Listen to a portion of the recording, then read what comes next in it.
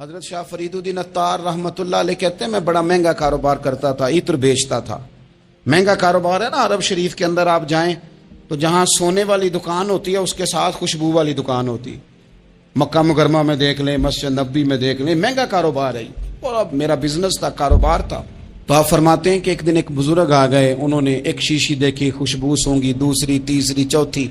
اچھے سیل مین آگے بڑھ کے خود کہتے ہیں آپ کو کیا چاہیے؟ میں نے بھی کہا بابا جی کیا چاہیے مجھے بتائیں، کیا دیکھ رہے ہیں؟ تو بابا جی بڑے دھیمے، ٹھنڈے اور حوصلے والے لہجے میں کہنے لگے پتر دیکھ رہا ہوں تیری جان بڑی مشکل سے نکلے گی۔ تو میں نے کہا وہ کیوں؟ کہنے لگے اتنی مہنگا مہنگا تو نے مال جمع کیا ہے، کبھی مرنے لگے گا تو یہ یاد آئے گا، کبھی وہ یاد آئے گا، کبھی سادہ کر لیں، اس کو سادہ کر لیں، کبھی اس سوسائٹی والا پلاٹ یاد آئے گا، کبھی ادھر والا یاد آئے گا، کبھی لاہور والا یاد آئے گا۔ کہاں مرنے کو جی چاہتا ہے؟ اور پھر ایک اور دھوکہ ہے، میں بچوں کے لیے کر رہا ہوں۔ بچوں کے نام تو ایک دھیلا بھی نہیں، وہ تو سارا آپ کے اپنے نام ہے۔ ایسے ہی بہانہ بنایا ہوئے بچوں، کس بچے کے نام؟ بچے نے تو 50 دفعہ کہا ہے کہ وہ ایک دکان بیچ دو، میں نے کام کرنا ہے، تو ابا کہتا مراں گا تو تاں بکے گی۔ کہاں بچوں کے لیے؟ کون کہتا ہے بچوں کے لیے؟ یہ تو خواہشات ہیں جن پر ہمارا اپنا قبضہ ہے، ہر کنجی تو ہماری جیب میں۔ کون کہہ رہا ہے؟ وہ تو کبھی جا کے ملے گا ان کو جب موقع آئے گا۔ تو کہا یہ اتنا مال جمع کیا ہے تم پتر، تیری جان تو مشکل سے نکلے گی۔ تو کہتے ہیں میں دنیا دار تھا، دنیا دار کو نصیحت کریں تو وہ غصہ کرتا ہے، طنز کرتا ہے۔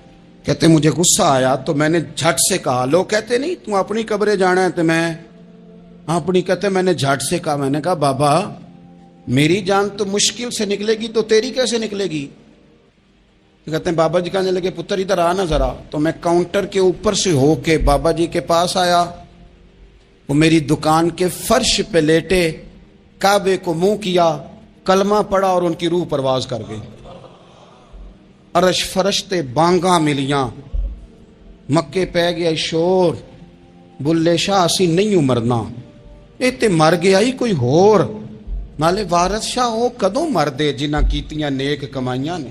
کہا یہ دیکھ لو مر گئے، بس اتنی کام تھا، تیاری ہے۔ امام غزالی کا آخری وقت تھا نا تو انہوں نے وضو کیا، غسل کیا، خوشبو لگائی، اپنے ہاتھوں سے چادر بچھائی، پھر تکیہ رکھا، پھر لیٹے، پھر حضور پہ درود پڑھا، اور پھر کہنے لگے رب اگر تیری مرضی ہے تو غزالی بھی تیرا تیار ہے۔ بس یہ جملے زبان پہ تھے اور روح پرواز کر گئی۔ موت کو سمجھے ہیں غافل اختتام زندگی، یہ ہے شام میں زندگی، پھر صبح دوام میں زندگی۔